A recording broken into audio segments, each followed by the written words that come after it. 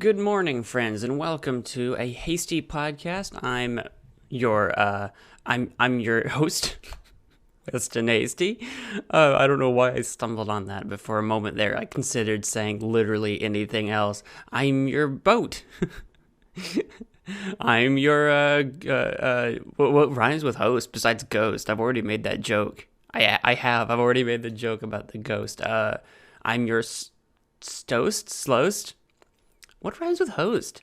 Not a lot of things. Not a lot of things jump to my mind. Welcome to a Hasty Podcast. The podcast where I talk about things and stuff. And sometimes I don't know. I don't know where this bit is going. I'm going to give up on it. I'm going to move on with my life. Hey, good morning. It is a good time. It is episode 2. It is good time. It is episode 2. You can tell my brain is especially frazzled today. I woke up a little bit late. Late this morning, but I have my coffee. And I have it to sip.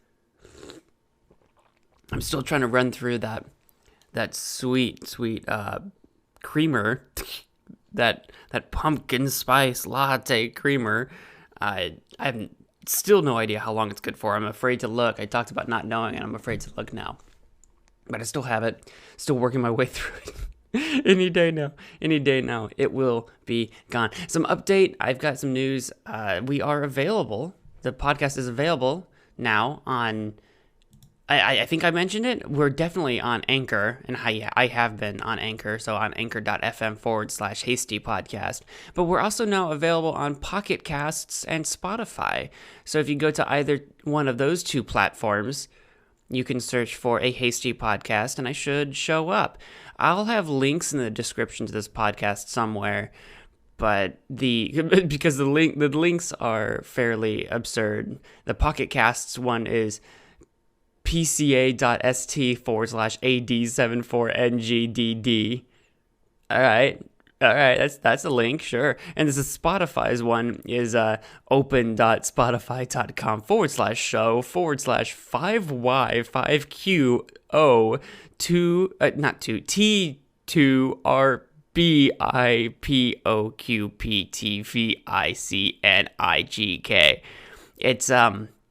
It's just letters and numbers. There's no easy way to share that, but I will have a link in the description somewhere, so that if you are listening to this on one platform, you can find it on another, and you can listen at your preferred platform. One way or the other, you should be able to search for a Hasty Podcast, and it should show up on any of those three platforms, I would imagine.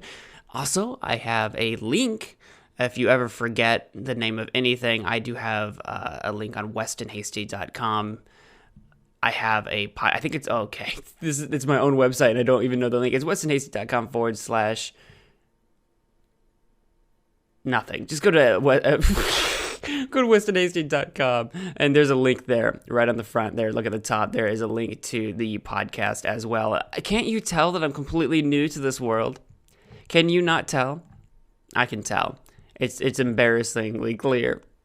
But last time I said that I would talk about video games this episode, and honestly, I haven't been playing a ton of video games in my own time. A lot of it is YouTube.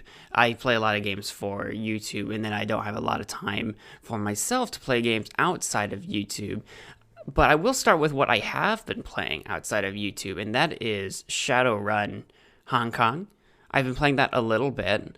Not a ton. I'm not very far into this game, but it's an older game at this point. I've played a bit of Shadowrun Returns as well as Shadowrun Hong Kong. I started playing Shadowrun Returns probably a month ago or something like that, and I enjoyed it. It sort of introduces you as a character into like being a detective in the world of Shadowrun. Shadowrun is a tabletop game, and then there are some video games based on that tabletop game.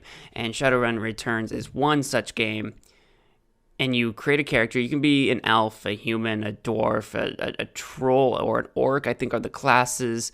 And Shadowrun's got this deep, like, lore about this near future Earth. I guess it takes place on Earth, but sometimes they refer to things like the Sixth World, or like when they refer to cities, I forget what city Shadowrun Returns takes place in now, but like if it's Seattle or Hong Kong or something like that, they kind of refer to these cities as almost entirely different countries. So it's a city-state situation, I guess. I'm a little unfamiliar, and by a little I mean a lot. I'm very unfamiliar with the world of Shadowrun. So I'm playing a lot of catch-up, but you can figure it out pretty quickly by playing these games, what you need to know. There's a lot of background information that, while I would like to know it, I don't absolutely need to know it to at least understand what's going on. And Shadowrun Returns introduces you, your like friend from long ago is dead. They've sent you a message. This isn't spoilers. This is right at the beginning of the game. I don't think I'm far enough in either game to tell you about spoilers, but the game begins with you receiving a message from this friend of yours saying, basically, if you've received this message, I'm dead and someone has killed me. I have a bank account with like $100,000 or whatever it was, whatever their currency is, because I don't remember. $100,000 if you can bring my killer to justice. I have made all the arrangements. Somehow you will acquire that money successfully if you do so. Trust me on this. And that's what you do, basically. You can... It's a role-playing game. It's an RPG, so you can kind of decide a little bit with the flavor of how you respond to dialogue and those sorts of things, whether or not you're really in it for the money, whether you're in it for the personal revenge, or what have you. You can kind of decide that yourself, but one way or the other, the game is based around the idea that you accept this quest and go forward to go do so, and you end up trying to solve this murder and performing a number of other tasks along the way to earn you money and build up resources in the meantime, as it won't be a simple case. It's going to be a while. There's some sort of grander mystery that's got everything tied together going on. I'm not very far into that game to know what exactly it is, but I was playing that game like over a month ago or whatever it was, and I enjoyed it. I liked the idea. I made a lot of mistakes because I'm not familiar with Shadowrun, and I went into that game expecting it to be run very similar to like an XCOM game or something about the controls and layout and everything wasn't how I expected the game to run. It's not bad. It's not bad in any way. I just read that game wrong a little bit.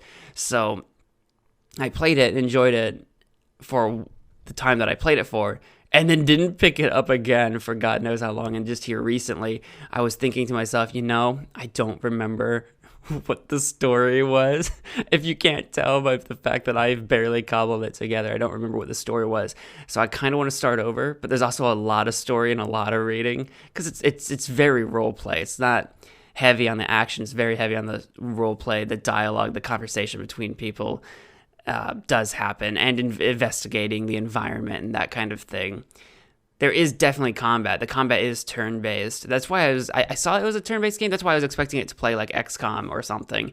But it does only in the sense that there's an action economy. We have only so many actions in a turn to do something, and everyone takes turns. So in that sense, it's XCOM, but it doesn't really feel XCOM-y.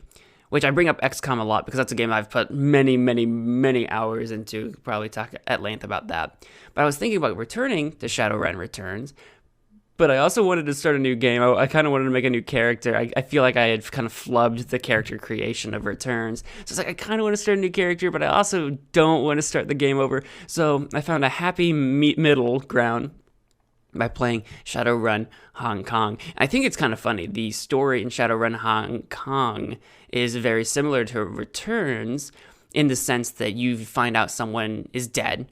It turns out that this time it's your foster father.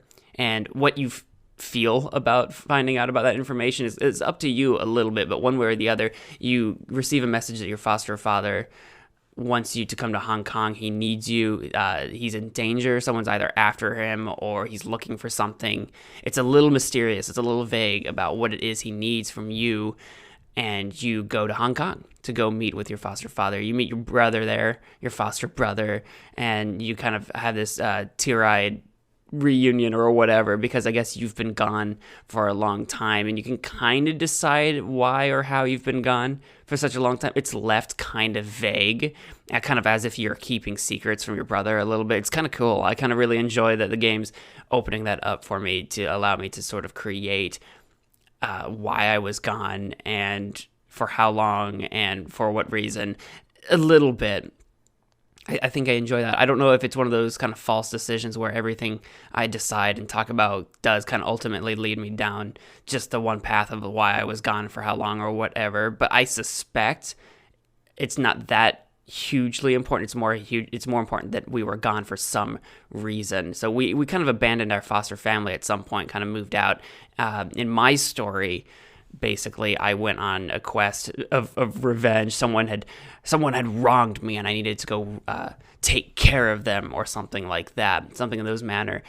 And so I left my family to go take care of business. I swear I'll return in just a couple days, brother. Don't tell Dad about this because he wouldn't approve.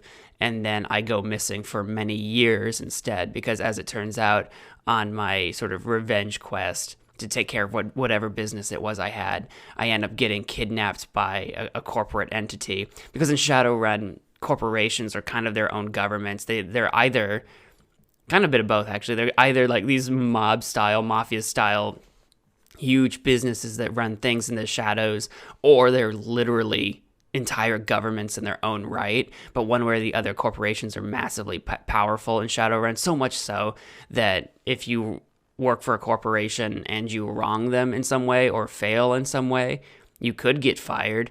Or if it's bad enough, they might just straight up murder you and hide the body and no one will ever find you. And that's just well known. That's not conspiratorial. Corporations literally run and end people's lives as they see fit. So it's a very dark kind of dystopian universe in that sense, especially compared to like our world. I think there's plenty of chance for hope. It seems like everyone sort of exists in this world in some way. Some people find success, some people are down in the dumps. It kind of runs both ways. It seems like everyone kind of acknowledges and understands how the world works, but compared to how we understand governments and corporations and rights and laws and that kind of thing today, it makes the world of Shadowrun seem very dark and dystopic to me. But one way or the other, we come back to Hong Kong and find out that along the way, we are attacked by gangsters and then eventually by Hong Kong police, and we don't know why. So we're attacked by gangsters. They're delivering some kind of good that we interrupt by mistake, and then they get spooked because they think we're, like a part of something or whatever, and we're like on their turf or whatever. And we murder them because of course we do. It's like that tutorial, right? We murder them off and we proceed with looking for our foster dad. And along the way, we accidentally run into a group of Shadowrunners, which are kind of like, it's what the game's named after, but they're like bounty hunters or mercenaries or that kind of thing. People that are hired to do the dirty work for others, basically.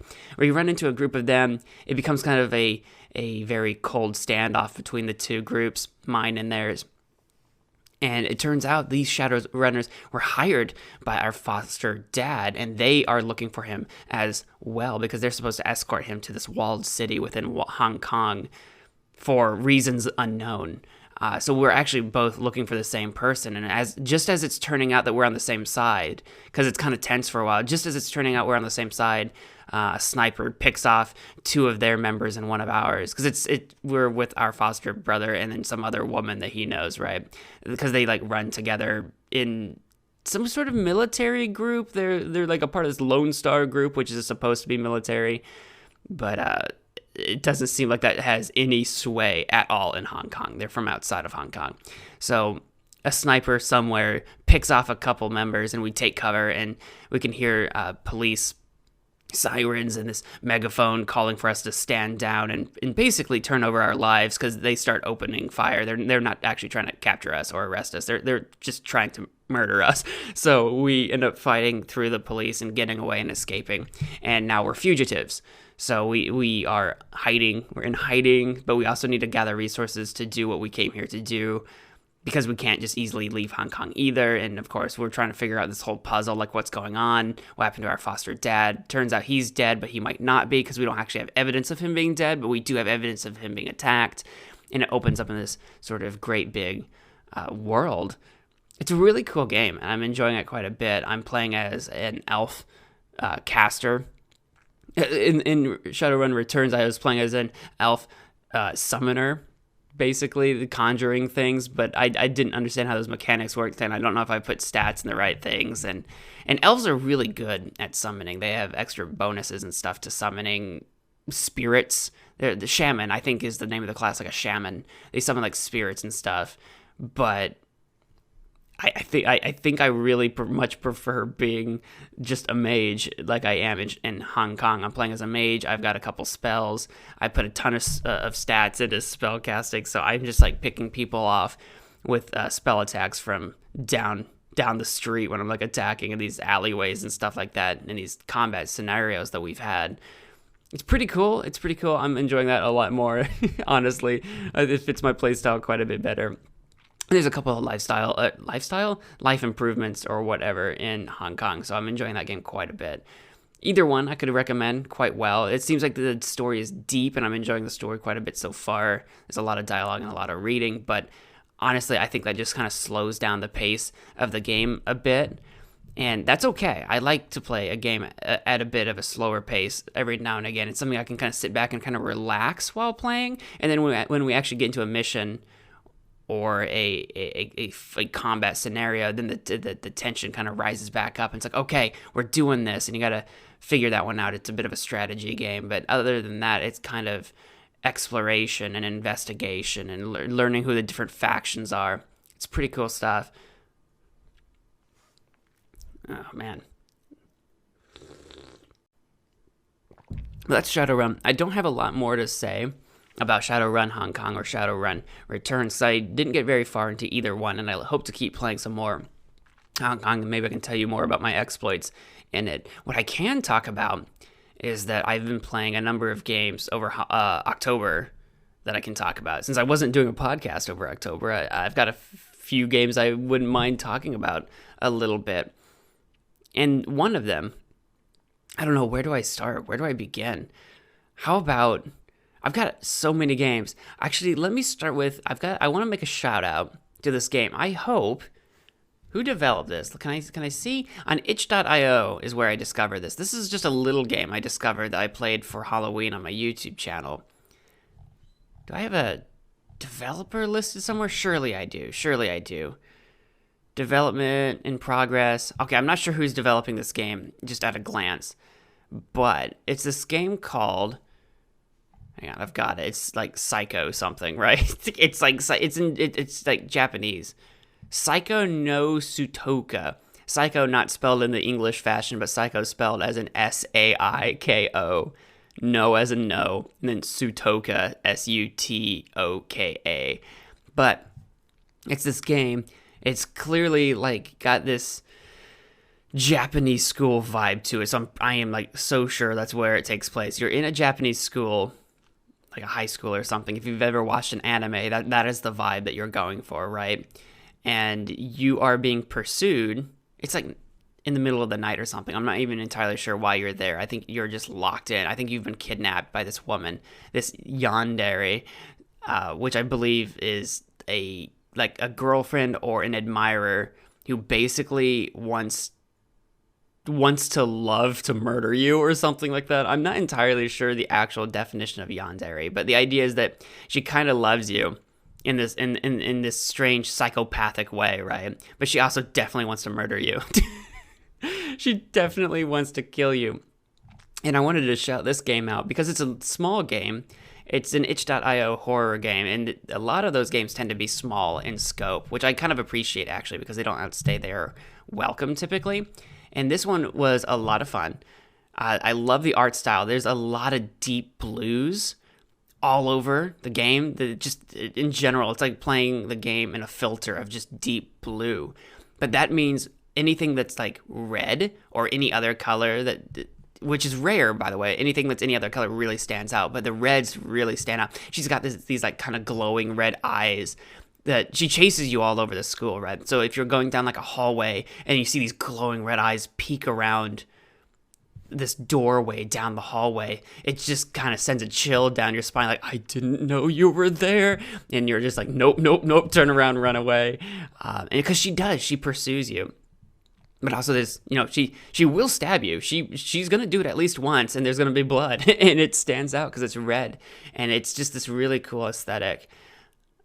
Cool both in the sense of like neat, but also like cool as in it's a lot of blues, and it's just it's a really cool vibe for a horror game. And she's so clever. I've played other horror games that are just basically get chased by a monster and run away, right? Like your Slender Men, right? Where you have to grab stuff while being pursued by a monster. For me, the very classic version of that is always going to be Slender Man and the 8 Pages. A game that was massively popular on YouTube something like 8 years ago or something.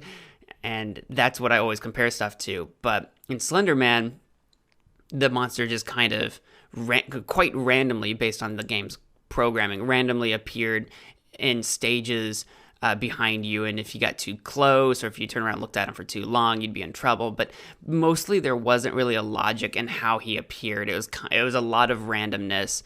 And it worked for that game. In this game, she exists, the monster, this Yandere character. I don't know if she has an actual name or not. Maybe she's the Sutoka. I have no idea. But she's chasing you around this building. The entire building is loaded in at once. So she's always around. She's never just warping around. To the best of my knowledge, to the best of my ability, there's even a camera that you can watch like in a security room. You can look from these cameras in these different hallways to see if she's in this room or that hallway or that kind of thing. She seems to always exist in the world, and she is tracking you, right? And she's so clever about it. And the thing that makes the game so especially fun to me is that she plays the Yandere character so very well that she's actually playing with you, toying with you. Like sometimes she'll know where you are and choose to let you escape for the thrill of the chase.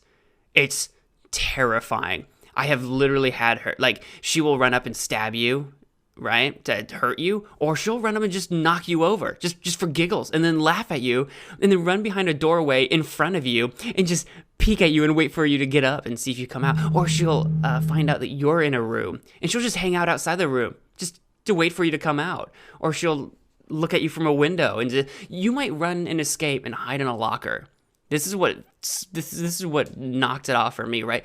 You'll be running away from her, run into like a locker, close the door, and hide from her. And she'll see you do it. Like you've got the little slots in the locker that you can kind of see through to see if she's following you. It happened to me. I was running away from her, trying to escape, which, by the way, she'll straight up run faster than you. Like there is no escaping her. That's why, like, you have to outsmart her. You can't really outrun her unless she lets you outrun her. That's the terrifying thing, right?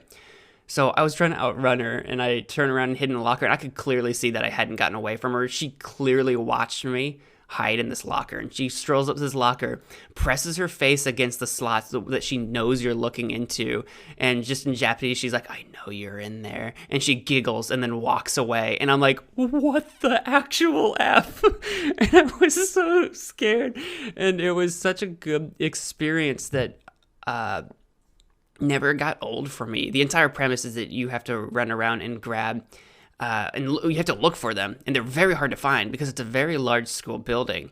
It's like a two-story building, but it's very wide, and you have to go into these different rooms, and you're looking for different keys to open these locked classrooms that have other keys in them until eventually you can find the exit key, basically. And there's not a lot. I think there's probably only something like 4 keys that you need to find, 3 or 4 keys. It's not a lot of keys, but there's a lot of hiding spots for them. So you're desperately trying to get into these different rooms and find these keys. There is one other item for sure that you can pick up. Oh, well, a couple. There is 1 or 2 items floating around that you can pick up to heal yourself if you've taken a lot of damage. They're very rare. And then there's at least one pair of shoes in the game because you're completely shoeless. And sometimes this Yandere girl will actually smash some windows because typical to a Japanese school, there's windows everywhere. I don't get it. I'm an American. It seems insane to me, but there are windows to classrooms, not just in the door, but just any old window. But the windows that are in the doors, sometimes she'll smash and let the glass fall onto the floor, so that if you're trying to get in and out of that room, you have to run over the glass, which causes damage, and you like gasp in pain when you do, which I suspect she can hear you when you do. I'm a little unsure when she can and can't hear you, but I suspect she can basically almost always hear you because she's basically always not that far away. But if you find a pair of shoes, you don't have to take damage running over glass anymore, but they're very hard to find, and I think it's random placement for everything every time.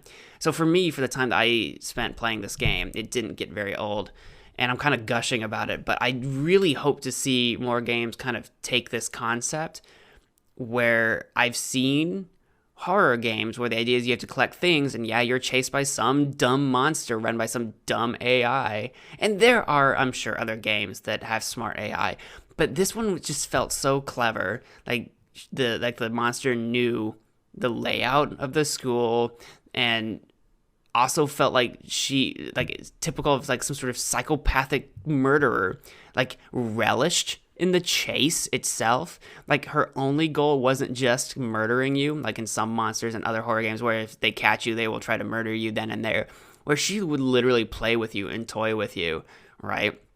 Stab you once and giggle and run away or whatever to give you a chance to escape or something like that. Just something about that psychological element was just a little extra spicy for me. So I recommend it. I'll put a link in the description somewhere as well. I gushed about that a lot longer than I thought I would. It's such a small game. I didn't beat it. I didn't have the time to look for everything, but I got the gist of it and enjoyed it quite a bit.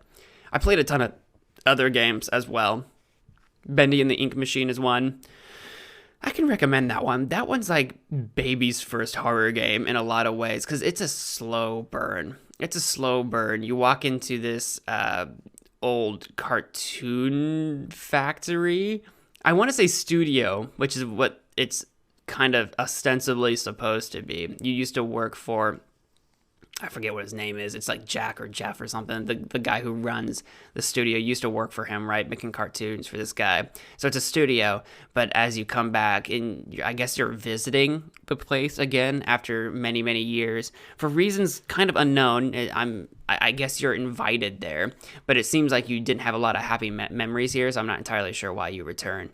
I don't know if there's a big reveal at the end, because I haven't beat this game yet. I'm close, though. There's 5 chapters. I've beat 3. I'm on chapter 4, so I'm getting close. And the chapters aren't very long. Chapter 1 and 2 were actually pretty short. Chapter 3 was too long. It was actually kind of tedious.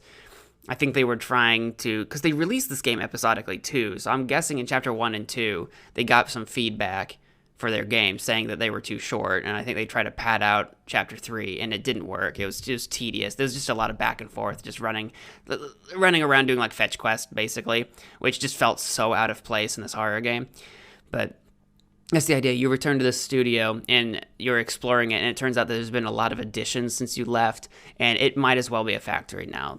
This ink machine that exists. It's Bendy and the Ink Machine, right?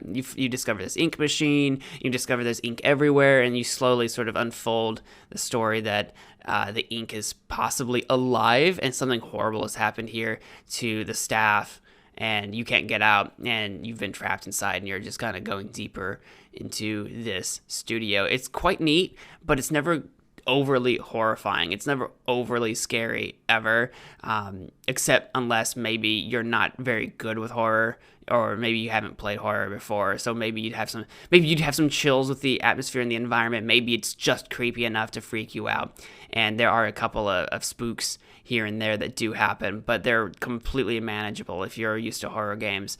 So much so that while I was playing it, I don't think I was ever particularly scared. I can't remember. Maybe there was a jump scare or something. You react to a jump scare. That's not really being scared. You're just reacting, right? I don't remember if I did that or not, but it's a neat experience. And I remember that game kind of blowing up in popularity back when it was in alpha or beta or whatever. before release, I remember that being a very popular game to talk about. And then after it released, I don't remember hearing a lot about it, but it was still very popular with a lot of people making art for the game and a lot of people sort of making fan stuff about the game. It seems like Bendy is a very popular character, and I suspect it's because that game was probably very popular with a young audience. That, or apparently it was watched way more on YouTube by people than I thought it was. Because I know it was watched quite a bit in alphas and betas when YouTubers are picking up the game early in development. But after release, I'm not sure if it was picked up that widely or not. So either it just got really popular on YouTube or it was really popular with a younger audience, kids or teens or something like that. Because it seemed like it's a game that does still to this day get talked about. But it's really not that terrifying. The thing that makes it more special, I guess, is the aesthetic, the sort of cartoony aesthetic, which isn't bad. It's a good aesthetic, but it's not overly scary. So if you're into maybe trying to dip your toes into horror, weirdly enough, I actually have a game that I can suggest. It's Bendy and the Ink Machine. If you're like, I don't like horror, but I would like to find out what all the hubbub is about horror, and you want to dip your toes into something that's not too bad, I think that's the route to go, because it's creepy enough, right? Where I'm not going to say it's not horror, but it's also not horrifying. Not really. So yeah, I can recommend that one for sure. So those are my two recommendations that I have time for. Is this Psycho no Satuka game that I will link in the description, as well as Bendy and the Horror Machine. I keep wanting to say Horror Machine. Bendy and the Ink Machine. I'll leave a link to that in the description as well if you're interested in that game. That's all the time I have for this podcast. The time flies by. I was going to talk about some other stuff too that I played in October, but I did not have time. Maybe we'll do that tomorrow. Maybe we'll do that later in the week. But I will keep you informed. You've got some homework to do now if you're looking to pick up some new games. That's going to do it for a Hasty Podcast, episode number 2. I want to thank all of you so much for watching. Have a terrific morning, and whatever you guys do, please wash your hands. Okay, I'm out of here. Bye.